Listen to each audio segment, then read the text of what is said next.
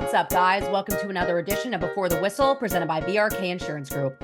If your business is looking for the best in employee benefits, commercial property and casualty insurance, or retirement and 401k plan services, there's no one suited to meet your challenges and build a plan centered around your needs than BRK Insurance Group.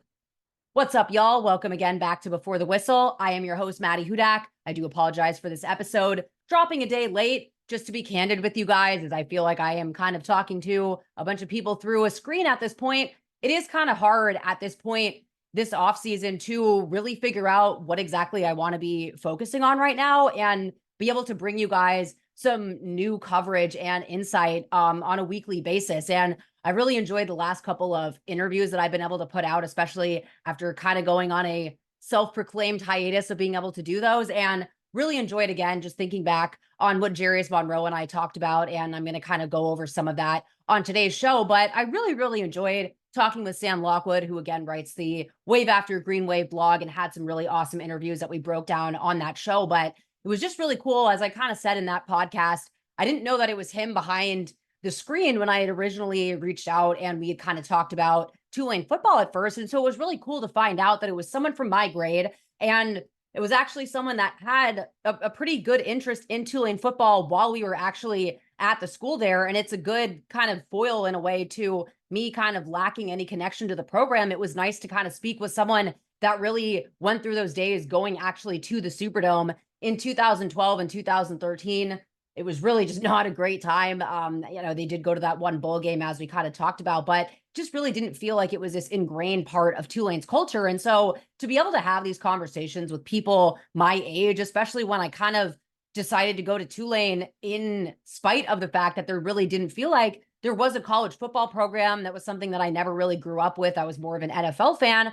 And so I kind of knew that I was acquiescing this college football experience in order to go to the school that I wanted to go to. And my second choice definitely had a better football program. And so that's just been a really awesome experience. And it's really just made me think about the different audiences that this show has the ability to reach, and really how many untapped, I think, people there are in this Tulane fan base that are really starting to kind of get this interest in the program. And that's why I think that when I think back again to my interview with Sam, and we were talking about his interview with our new offensive coordinator, Coach Craddock, and how open and information sharing this new coaching staff really has been like, I think there is definitely a time and place to be a little more clamped down media wise. And, it has its place. It builds cultures. It does instill a sense of toughness, really shutting out the outside world. A lot of coaches that I've covered, including Willie Fritz, kind of subscribe more to that moniker. And, granted, we could start spring camp next week, which begins, I think, on the 12th, which I'm really looking forward to.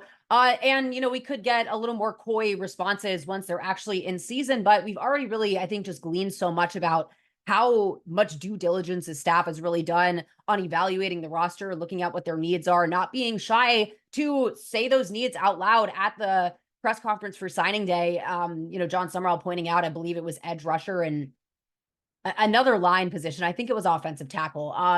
And those things don't really grow on trees. And it just goes to show how they're really putting that stock, I think, into every single position and ones within that at that, because you look at the offensive line and, again, talking with Sam Lockwood about who Tulane's going to play at center, there are so many things that go into the role of playing center that I think you're really going to see Tulane missing out on, losing Sincere Haynesworth, and how important that has been when you think about the quarterback health that Tulane's had over the last few seasons, and Kai Horton being able to step in and compete in the way that he has. A lot of that, to me, goes back to Sincere Haynesworth and just how much of a steadfast presence he was on that line. I think he barely missed any games to injury while I was at Tulane, if I can even think of a single one at all, to be honest with you. And that durability really goes a long way. And it just, again, speaks to, I think, how much there is to unpack about this new Tulane team. Because to be honest with you guys, again, I'm sitting here and I'm trying to figure out not to really beat a dead horse at this point. I can keep kind of previewing position groups, previewing coaches, but this is really the first time for me that I feel like I'm just kind of in hurry up and wait mode, and just kind of being candid about that. I think that in this new age of media over the last couple of years, and the way that social media has its pros and its cons, and there's certainly cons and pros to the parasocial relationship, I think, that people have with media members in a way that just really didn't exist when it was in print and paper. And I really, there's such an upside to being able to interact and actually having a sense of community with the people that you're kind of getting content out there for. But it I think helps kind of humanize the discussion just when we're candid on our end about what we're kind of trying to look at in an off season. And then perhaps, again, getting some feedback on what fans might be interested in. But for me, I've always said that this show starts and ends with human relationships. I look a lot at psychology behind things. I know during the season that I broke down a lot of Tulane games and just trying to add in stuff that I heard on the sidelines, stuff that I was able to see looking back on games. And there's definitely a time and place for philosophy. I don't necessarily know if that's always during a season, but I don't really know. We've heard again in introductory press conferences. You can look online, you can look at previous interviews and kind of get a sense of what a philosophy is. And you hear again these comments about these guys being this blue chip, hard hitting, mentally tough, physically tough football team. And those all sound like great things, but it's really hard for me to analyze anything when I haven't really been able to see these guys with pads on, how these guys work as teammates, especially when you're looking at that quarterback competition, which I think we could say is a credible thing that we'll be looking at Tulane. It's something that I now have experience doing at the NFL level. And it's one that I think there has already been paid a lot more diligence to that than the one that I witnessed in the NFL, where I talked about this on one of my previous episodes, but I did this whole writing series on replacing an NFL franchise quarterback, looking at Drew Brees and just the void that leaves. But teams in the NFL don't have the transfer portal in the way that college teams do nowadays. And, there are contracts, there are things that play into that. But the fact of the matter is, I think it just is a little easier to get that kind of sense of competition when you're not worried about who's available and who's not. And especially when you hear these comments from Jon Sumrall that there were quarterbacks calling Tulane and inquiring about the opening because of what Michael Pratt was able to do in these last couple of seasons. When you have the ability to have a choice, especially at this level, I think when I hesitate to talk about fit when people ask me about where I project these guys in the draft going. And I do think if I sat here for a few weeks and I studied the needs of every single NFL team, I made some spreadsheets, I looked on Twitter and saw who these guys had kind of met with. And I think Pro Day could be illuminating, although I look back on that and, the Saints primarily ran Tajay Spears' workout. And I don't recall the Bills being one of the 4 linebacker coaches that ran those linebacker drills that Dorian and Nick Anderson participated in. All that to say, those guys were all still in attendance, and that definitely still matters. But, you see the combine and you see all these events, and I think it's very easy to have that all kind of get lost in the shuffle, and you kind of just forget that these are these college guys chasing their dreams on the other side of that. And I think just being able to see all of the different ways that guys can get to the league, that guys won't make it to the league, and seeing how that all kind of happens, how these guys become men throughout the process, looking at someone like Nick Anderson and how he's responded, how I see him almost every time I'm at Yeoman Stadium. He's just there working out so hard every single time. Then you think of guys like Jarius Monroe, who are able to kind of find the beauty in not getting invited to the NFL Combine, where objectively there is a lot of guys that's a snub, that's a disappointment, that's a chip on their shoulder. And you could probably find that in every single guy that's not invited there. But I think for him to be able to be candid and honest about the fact that he didn't feel like his 40 time was where he wanted it to be yet, wants to get a little faster, wants to work on some more of those footwork drills, because honestly, it is a job interview to them. And it's a really, really bizarre one. It's one that they spend these couple of months getting ready for. And just speaking with Jarius again and talking about the fact that he feels like he's, he needed a little time that offseason to get healthy. And now that he's been able to train, he feels like he's finally back into his play speed. And to that point, once you're kind of back up there and you want to hit another gear, having the combine be this last weekend doesn't really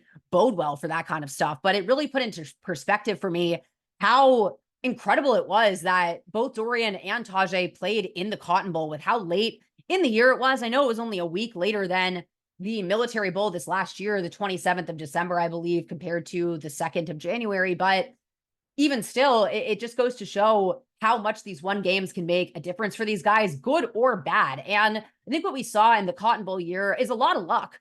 And that's a lot of what football is at the end of the day, is opportunity, health, and luck to me. And I think that health and luck are somewhat intertwined. I think you can do conditioning. I think that, you have to know yourself and know your limits and be able to step in. But the fact that those guys all played as much as they did, that Tajay went that final stretch, he played as many snaps as he ever did in his career against Cincinnati after playing, a pretty decent workload against SMU the week before in that kind of must-win mode that they were in after losing to UCF in that regular season game. And then playing as much as he did in the conference championship and playing as much as he did in the Cotton Bowl, having the health background that he did, knowing that he wasn't entirely healthy in the entire month of December, to be honest with you, with his health really popping on at the end of the month. So that later game kind of made a difference there. But one bad cut, and we're having a totally different conversation, probably about the Cotton Bowl, to be honest with you, depending on when that injury takes place. You think about Dorian Williams, he was involved in that safety at the end of the game.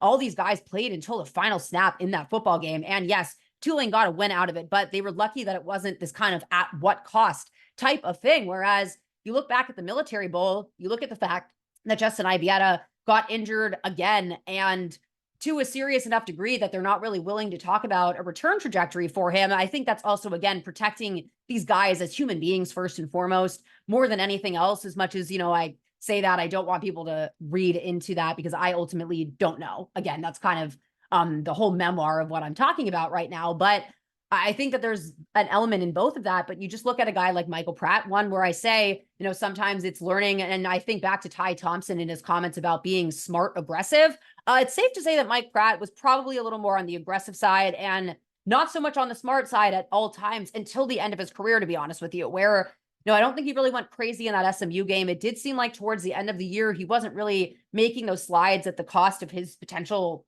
livelihood. And then, the Tulane Military Bowl didn't really go the way they expected. And I think that there is just this huge gloomy cloud over it because Willie Fritz was gone, and it just kind of drums up what is the meaning of all of this kind of thing. It doesn't help when you're in a torrential rainstorm and then one of your two quarterbacks in the game has such a serious injury. You look at Jesus Machado again at linebacker, and the fact that we're talking about Tulane potentially moving to a 3-4 next year. And I know that they said in their press conference that it's similar to what Tulane ran last year. And even though they had that dog position on the line, it presents as a 4-3 with that extra rusher and Devin Deal, who is usually on that edge. But looking at, again, just their base defense, saying that it's really going to be similar to what it was last year. But the fact that, as I pointed to in previous episodes, they've added on a run game coordinator. They've added on an inside and outside linebackers coaching.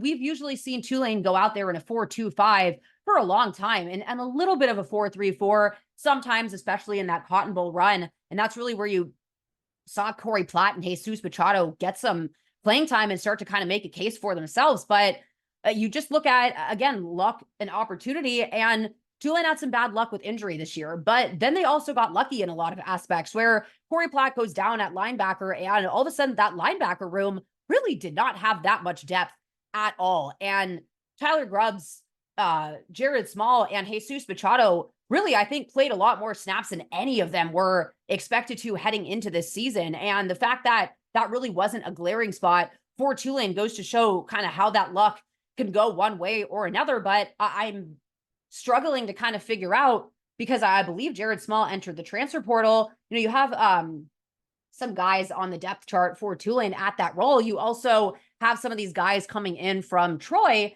that I would look to, guys that were kind of listed at that linebacker safety type role. And then who the heck is kind of playing all around the secondary? They lose both of their starting cornerbacks in Lance Robinson and Jarius Monroe, and those guys were around for 2 seasons, more than that for Lance Robinson. But, those were your kind of surefire starter guys. And the whole thing last year was replacing the middle of the field, defensively speaking, with Lummy Young at safety, Larry Brooks at safety, Macon Clark at nickelback. And Tulane was able to do that, bringing in Cam Pettisflow for that anchor role, Bailey Despaney and DJ Douglas really working out at those kind of free and strong safety roles and having good depth as well. And I think we'll see a lot more of that depth take on hopefully a little bit of competition in this offseason. But now they're replacing the entirety of it. I mean, yes, you have Bailey Despaney back there, but you lose DJ Douglas. All those other guys go on to the draft. They're backups, and AJ Hampton, Tahir Anor, guys that really learned this system last year. And that's definitely exciting for defensive coordinators, but it is certainly daunting when you're, I'm trying to think about what to talk about in the offseason. The fact that none of the coordinators are the same. There's about 3 or 4 coaches from the previous regime, and it all just comes down to what the philosophy is at the top, how that trickles down to your coordinators, how that comes out through your players. And I have to get to know a lot of these new guys. I mean, there's still, again, a lot of turnover, and there's those guys that you're still used to from the last couple of seasons, but especially at that leadership role at quarterback, seeing how these guys really come into their own as leaders, because even if, for example, Kai Horton doesn't win out the starting job, we really have only seen flashes of him. Just because ever since I've been a sideline reporter, it's been Michael Pratt, no questions asked. And yeah, he's been injured for a couple of stretches, but not, more than 2 or 3 games at a time throughout those years. And so just seeing how they have the opportunity to lead a new group of guys. And I think back to this last interview that I had again with Sam Lockwood and how he talked with Sean King.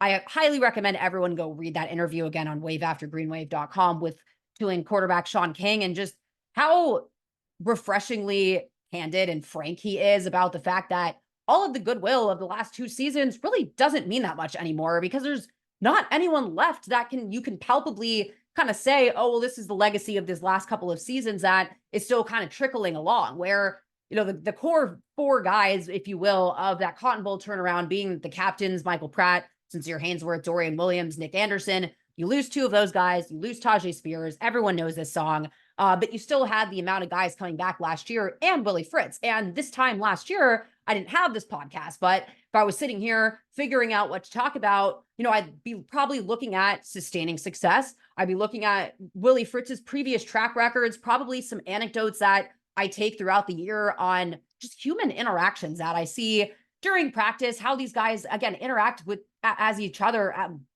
interact as teammates with each other. That took way too long to say. And that's why, these gauntlet things that they do. It was the great surge under Kurt Hester. And that'll be spotlighted on, again, the Welcome to Uptown series, which I'm really glad is continuing, because it does just showcase how great of guys this program is and gives new fans a chance to be invested there. But the gauntlet reminded me a lot of the great surge, in that you just kind of see how these guys, you strip everything down and you see how they compete as teammates. When one guy's kind of dragging the whole group down, do people single him out? Do they lift him up? And I remember Kurt Hester kind of calling out guys when he didn't necessarily love these competitive moments of theirs during that great surge. And I just think back to how important that whole event was 2 seasons ago, how all these guys talk about Kurt Hester as being this really important part of that whole turnaround, and pointing out the great surge as kind of that first opportunity to do that. And I wasn't there. I was at the Manning Passing Academy at the time, the first year that they did this. So I missed it. And I kept hearing everyone talk about this great surge.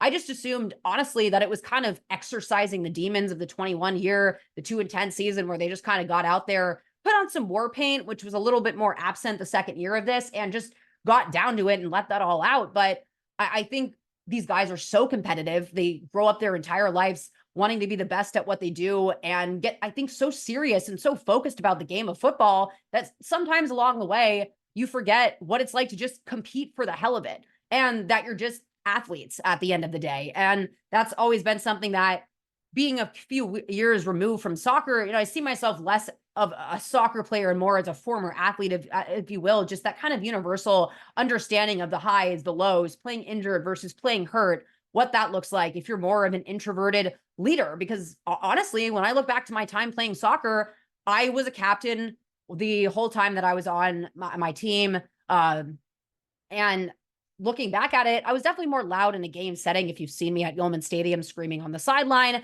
probably weird to hear that, I'm typically more quiet, and I definitely go into a mode during games. But as an introvert, I can kind of speak to this. It's really draining. There's definitely been guys at Tulane that I think are a little more on the introverted side, or just kind of less outwardly gregarious, outwardly extroverted. And I think as a fellow introvert, it's a little easier to spot, because you kind of get this bad rap for being shy and antisocial. It's not necessarily the case. People don't really believe me when I tell them that I'm an introvert, but I have to recharge in solitude at the end of the day. And it gets really overstimulating in those types of environments. And I just remember how kind of exhausting all of that was. And so I think back again to Ty Thompson's comments the other week about being a leader, and that being a vocal outward leader is not necessarily his natural inclination, but it's kind of inherent in that role at quarterback, being that leader. I can feel empathy and understanding for where he's coming from that, where, I played defense. It wasn't the same thing. You don't really, I guess, there's forwards in soccer, but there's really no other sport, I think, that just has the emphasis on one role than you do at quarterback. And all the leadership that comes along with that. But you can definitely feel the pressure of being a captain and trying to learn how to play your best football. You think back to Jarius Monroe, talking about learning how to lead and being able to lead while kind of still going through those growing pains. That's something that I'll be looking forward to in spring camp. Do these guys just kind of let it out, even though the delivery might not be perfect? Because you would overhear guys sometimes and think, oh, I might have said that kind of a different way, but I just think holding each other accountable and that brotherhood, it really shines through. I'm going to open this door because I can feel my cat hitting the door. So she wants to come in here, and so she shall. But it's easy to hear a promo in the middle of a podcast and think, of course they like the product, they're paid to. Well, if you know me at all, then you know two things. One, I am truthful, almost to a fault. And two, if I were in it for the money, I'd certainly be doing something else. So believe me when I say that I love Blue Oak Barbecue. The food, the drinks, the people, the location, yes, all of that. Blue Oak Barbecue has a great selection of your favorites, from the smoker, fantastic sides, and awesome bar specials I continue to attest to each and every week. Go check them out. Blue Oak Barbecue, located at 900 North Carrollton Avenue here in New Orleans, or visit them online at blueoakbarbecue.com. As I did tease on my last episode, as we enter the month of March, with March comes new specials over at Blue Oak. So let's break those down for the rest of the week. Today, coming out on Wednesday, you have the brisket Reuben. I need to go try that. This is me saying that to Blue Oak Barbecue right now because I love Reubens. On Fridays, you guys have a redfish roll. This is banging so far. 1/2 a jerk chicken on Saturday. And if you're looking for that full, you got a full English breakfast on Sunday. Very posh of Blue Oak Barbecue. Make sure to go check them out. Would it be a Before the Whistle episode without me ceremoniously losing my train of thought when my cat walked in? A memoir. But getting back to what I was saying, and just really what I'm looking forward to at spring camp is seeing who decides to learn to lead in the moment and how these new coaching staff, how they interact with these guys. And it's really going to be a bunch of strangers learning how to get along, learning how to go through hard times on and off the field, and not having that much breathing room heading into next season to tweak any growing pains, with them opening against Southeastern Louisiana. And yeah, you have a little bit of a longer week before playing Kansas State that next week. And then they go down to Oklahoma. I mean, that's a serious opening slate. One that everything really has to be figured out before the season. Unlike the running back competition, which I'll kind of end just my point on why I'm really looking forward to covering this quarterback one in particular, is that's something that really has to be hammered out, I think, by the time we hit fall camp.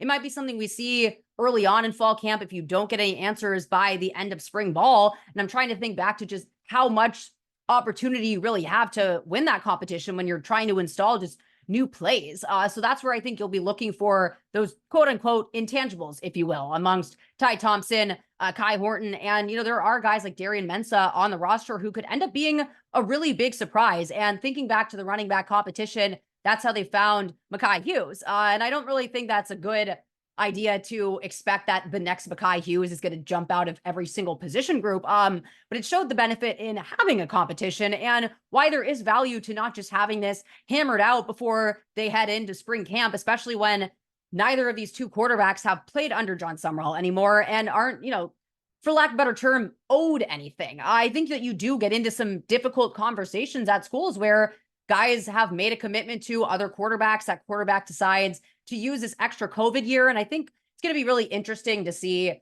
how these cycles kind of change without this additional COVID year. And if we see a little less movement among quarterbacks, I just think that that really went under the radar, how many guys would have normally had the opportunity to start at their school, but these guys just didn't seem to be running out of eligibility. And so you have these two guys coming in. Neither of them has been a starter in college football, but just because you haven't been a starter, you look at Michael Pratt. I mean, yeah, he was a true freshman, but he comes off the bench for Tulane and you see what he turned into. It'll be really interesting to watch this new coaching staff develop a quarterback and see what that looks like at the college level. You could see it all the time in the NFL. You see it go haywire more often than not, but then you see those situations where it really works out, where maybe it's a guy sitting for a couple of seasons and maybe there's less value of that in a college setting, but I think it's hard to ignore just watching these guys be leaders, watching how their teammates interact. And I think just that fire that Ty Thompson really spoke to, of sitting on the sideline for this long and really wanting to get an opportunity to have his start out there. So you're trying to impress everyone. You're trying to get a sense of chemistry with your teammates. You're trying to figure out what the depth chart at wide receiver looks like, who has a really good cadence with the offensive line. Is one able to get more in the rhythm than another. And it'll be a really refreshing experience for me as someone that's typically inclined to cover the defensive side of things. I will be certainly doing that, and that is naturally my inclination, but kind of in light of these guys all talking about pushing themselves out of their comfort zone, going out of their way to kind of be these better guys on a daily basis, I always try to keep that in mind. It frankly is inspiring when I talk to a lot of these Tulane guys and just wanting to be better at my job, striving to be, kind of the best sideline reporter that I can be. And I know that a lot of that is going out of my comfort zone and forming these relationships when I'm more of an introverted only child whose inclination is kind of to just stare and observe, not stare. That sounds weird, but I'm very comfortable just in my own silence, in my own bubble, just kind of watching and observing. And there's certainly a time and place for that. But knowing that in order to kind of make these players more comfortable, especially with my presence on the sideline during games, popping up under tents during meetings and not trying to, again, distract or add to their game day experience in any way whatsoever, that really helps when I have a trust and relationship established with these guys.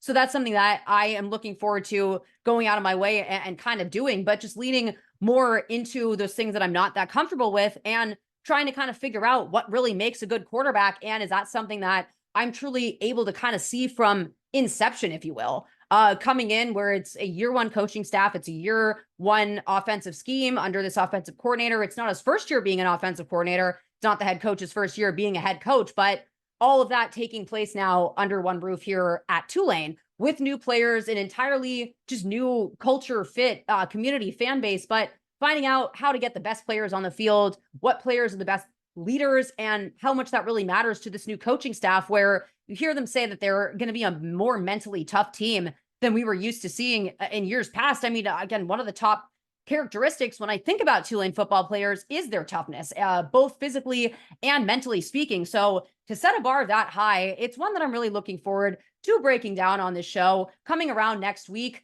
with that kind of first spring camp practice, I'll look at kind of my show scheduling to look at how that'll kind of time out, but really looking forward to seeing what leaders start to shine. Are those new guys? Are those young guys? And are those guys that are also competing for a job right now that know that kind of going that extra step and makes a difference in both the coach's eyes and the players around you? And you're just hearing about the fact that Kai Horton is the first and last guy to leave the field. When I covered this quarterback competition over at the Saints, again, with my natural inclination being more on defense, I'm not going to all of a sudden pretend like I have this grandiose understanding of the quarterback competition with all of those traits necessarily. But I think when you just look at quarterbacks as men and how that translates onto the field, more often than not, I've seen a correlation with greatness. You could point to that at every position here at Tulane, but it'll really just be curious to see how this new recipe of greatness gets formulated over at Tulane.